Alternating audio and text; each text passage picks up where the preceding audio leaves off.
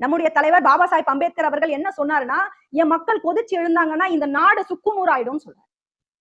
நெருப்பு மலைன்னு சொல்றாரு. ஏன் சொல்றாருன்னா, நீங்க என்னுடைய மக்களுக்கு நிலம் கொடுக்கலன்னா இந்த பாராளுமன்றத்தை எரிச்சிடுவாங்கன்னு கொதிச்சு போய் பேசுறாரு.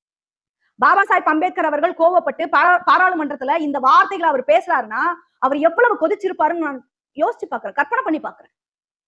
பாராளுமன்றத்துல அவர் எவ்வளவு கோபத்தோடு பேசியிருந்தா இந்த வார்த்தைகள் வந்து விழுந்திருக்கும். இவ்வளவு கடுமையான வார்த்தைகளை பாராளுமன்றத்துல அவர் பேசியிருக்கிறாருன்னா அவருக்குள்ள எவ்வளவு தாக்கத்தை ஏற்படுத்தியிருக்கும். நிலம் குறித்தான ஆர்வம். சட்டத்தை எல்லாம் என் மக்கள் தூக்கி போட்டுடுவான். என் மக்கள் பாராளுமன்றத்தை இடிச்சு தள்ளிடுவாங்க. ஏன்னா அவன் அவ்வளவு துன்பங்களை இந்த சமுதாயத்துல அனுபவிச்சுக்கிட்டு இருக்கான். அந்த துன்பங்களை எல்லாம் நீங்க சோதிக்கிற மாதிரியான விஷயங்களை தொடர்ந்து பண்ணிக்கிட்டே இருக்கீங்க. பிரதமர் நேரு எங்க மக்களுக்கான நிலத்தை பத்தி கவலைப்படல. இந்த அரசாங்கம் கவலைப்படலன்னு பேசுறாரு பாராளுமன்றத்தில். நில உச்சவரம்பு சட்டத்தை பத்தி என்னைக்கு பேசுறாரு? 1953ல பாராளுமன்றத்துல பேசியிருக்கிறாருன்னா எந்த அளவுக்கு அவர் யோசிச்சிருப்பாருன்னு பாருங்க. அவர் பாராளுமன்றத்துல பேசின பிறகுதான் 1961ல நில உச்சவரம்பு சட்டத்தை கொண்டு வராங்க.